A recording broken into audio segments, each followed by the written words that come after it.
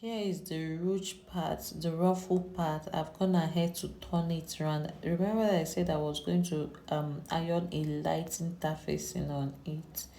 So I've gone ahead to iron it out. Then I used the first circle that I made that I didn't use. I used it to turn it out as the flare. I had to join. There are drawing in there, but it will be inside, it will not be outside. So look at the inside, the outside is neat. So after joining it, you also close the upper part, then leave a small space or hole that you use to pull it out. That was what I did. But if you feel that you want to just leave the upper part open, it's okay. But I had to turn it out. So this is the upper part. The next thing is the sleeve. I've joined the first sleeve so that you see how it will look. So this is the back of the inside, the rough part of the sleeve, and I've joined my shoulder, my neckline. Then I gave it a little pleat. I also joined the zipper allowance, joined both shoulders. So after joining the neckline, this is what I have. That is the shoulders. Then I've gone ahead to attach first part of the sleeve. So this is how you attach your sleeve. So here is the back part of the skirt.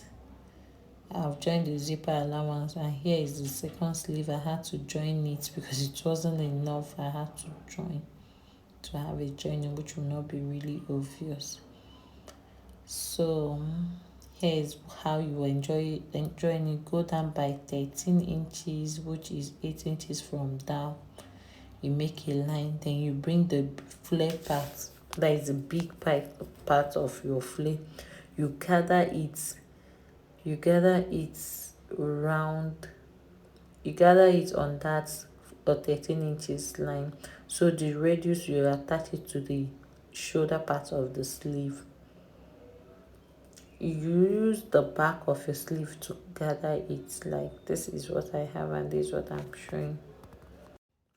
So you just take your time and gather it. It will not be really easy, especially if your circle is big.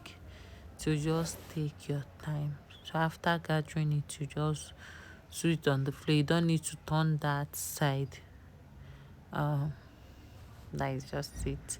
So I'll just attach it and show you what I have. So for the skirt part, this when you look closely, you will notice that they did not attach it straight.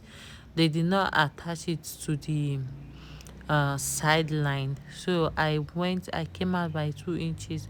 Just follow that your 2 inches line. Don't go and take your hip line because it will come out more, or it will not be on the same line. So I came out by, it depends on where you want to attach your ruffle. So I use it's fall down on my side. So from that upper part you go down by half inch. That is the part that is where you are going to start attaching it. If you want to gather this a bit, no problem, or you want to pleat it on it, no problem. So this is the way you are going to be doing it. So when you get to the ending part, you just have to open it up a bit for it to fall in place. And that is just it for this.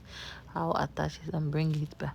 So here is what I have. I've gone ahead to join the half length, and I've also gone ahead to insert my zipper. I've joined the half length, the ruffle, and the sleeve. Then I've joined the zipper. Also, the next thing is to get the midpoint of the neckline. Please, when you start taking your measurements, you don't start, you put in that zipper allowance. You will not start from that 1 inch. You start after that half 1 inch of the zipper allowance. So you measure the neckline, whatever you have, you divide it by 2. So due to I don't have enough material, I have to fold this on a bias form, like fold it as if I want to cut a flare. That is the thing. Like if you have enough fabric, this is the easiest way to cut your your turtleneck.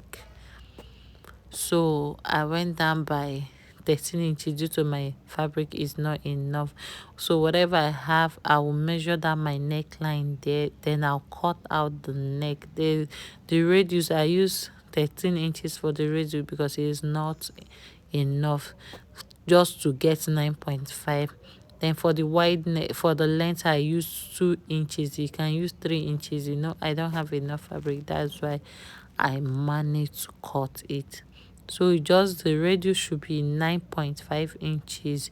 Then you cut the lining, that is the facing, what you are going to use to cut it. So this is in, I have 2 pieces of this. I'll iron a light interfacing, that's a light paper stay on this. Then you get the middle point. You sew the upper part, the radius part, that is the place you will sew, the place you cut. Then the next thing is to cut, because it's going to have a button, what you are going to use as your button stand.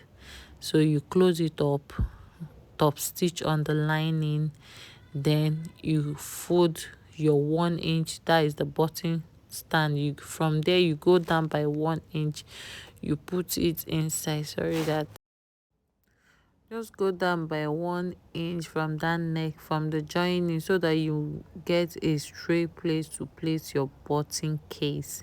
Then after getting it, you backstitch on it. That is just it for the button case. Then you close the other end. Then the next thing is to get the midpoint. I'm joining from the back, then I'll fold from the front. Get the midpoint, place it both notches facing each other.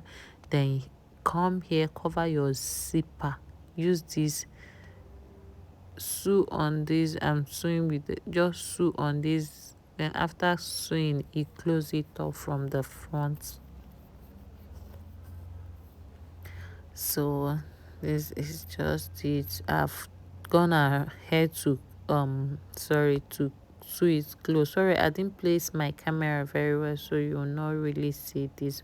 But the way you cover your collar, or the way you just cover your collar, like after joining it, you now use the lining or the main fabric to cover it. That is just what I did here.